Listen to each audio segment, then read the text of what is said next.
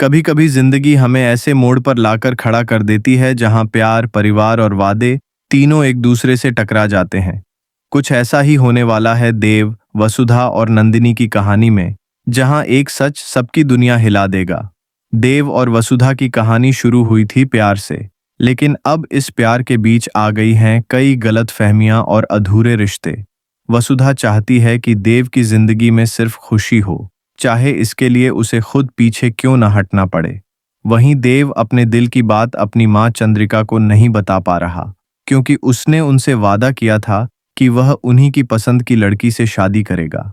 अब चंद्रिका ने देव के लिए नंदिनी को चुना है, एक संस्कारी, सादगी भरी लड़की जो देव के लिए बिल्कुल परफेक्ट लगती है। लेकिन चंद्रिका को ये नहीं पता कि देव पहले ही वसुधा से शादी कर चुका है और अब उस रिश्ते के बीच तलाक की नौबत आ चुकी है। देव के मन में तूफान है, एक तरफ उसका प्यार और दूसरी तरफ मां की उम्मीदें। वहीं वसुधा दिल पर पत्थर रखकर सब कुछ स्वीकार करने की कोशिश कर रही है। वह कहती है, शायद हमारा रिश्ता किस्मत में नहीं था। पर जब जब वह देव से दूर जाने की कोशिश करती है, किस्मत उन्हें फिर आमने सामने ला देती है। अब कहानी यहीं नहीं रुकती, क्योंकि नंदिनी की एंट्री इस कहानी को और भी जटिल बना देगी। वह जब जान पाएगी देव और वसुधा का सच, तब उसका गुस्सा सब पर बरसेगा। अगर आप भी जानना चाहते हैं कि आगे क्या होगा, तो कहानी के अगले हिस्से में चलते हैं, जहां सच और भावनाएं एक साथ टकराने वाली हैं। अब कहानी उस मोड़ पर पहुंच गई है जहां हर किरदार अपने दिल की लड़ाई खुद लड़ रहा है। देव अंदर से टूटा हुआ है। वह जानता है कि अगर उसने सच बोल दिया तो उसकी मां चंद्रिका का दिल टूट जाएगा, और अगर चुप रहा तो वसुधा की दुनिया बिखर जाएगी। वही वसुधा जो हमेशा देव की खुशी के लिए अपनी भावनाओं को कुर्बान करती आई है, अब खुद को समझा रही है कि शायद यही सही है। अगर देव को अपनी मां की खुशी चाहिए तो उसे वो देनी ही चाहिए। लेकिन इस बीच नंदिनी की नजरें कुछ और ही कह रही हैं। उसे देव में कुछ अजीब सा बदलाव महसूस होने लगा है। वह समझ नहीं पा रही कि देव उससे दूर क्यों रहता है, उसकी आंखों में इतना दर्द क्यों है। और फिर एक दिन जब नंदिनी को देव और वसुधा के पुराने रिश्ते का सच पता चलता है, तो उसकी दुनिया हिल जाती है।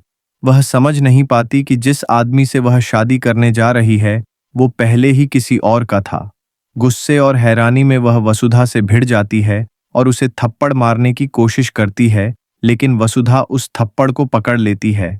उस पल में नंदिनी की आंखों में गुस्सा और वसुधा की आंखों में दर्द दोनों साथ दिखाई देते हैं। माहौल भारी हो जाता है। नंदिनी कहती है, अगर तुम सच में देव से प्यार करती थी तो क्यों छोड़ा उसे? और वसुधा जवाब देती है, क्योंकि मैंने उसके प्यार से ज्यादा उसकी मां की खुशी चाही।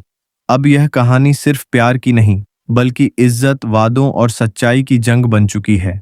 अगर आप सोच रहे हैं कि क्या अब देव सारा सच सबके सामने लाएगा या फिर एक और झूठ इस रिश्ते को और उलझा देगा, तो तैयार रहिए अगले हिस्से के लिए, जहां फैसला होना तय है।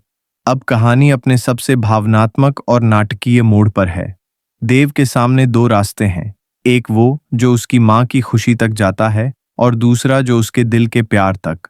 नंदिनी अब सब कुछ जान चुकी है, लेकिन उसका गुस्सा धीरे धीरे दर्द में बदल रहा है।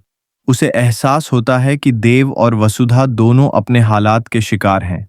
वहीं वसुधा खुद को संभालते हुए आखिरी बार देव से कहती है, अब वक्त है सच बोलने का। जितनी देर हम चुप रहेंगे, उतने ही रिश्ते टूटते जाएंगे। देव के दिल में तूफान उठता है। वह अपनी मां चंद्रिका के सामने जाता है, आंखों में आंसू और आवाज में सच्चाई लेकर। वह कहता है, मां, मैं गलत था। मैंने आपसे झूठ नहीं बोलना चाहा, लेकिन डर गया था। ये है वसुधा, मेरी पत्नी।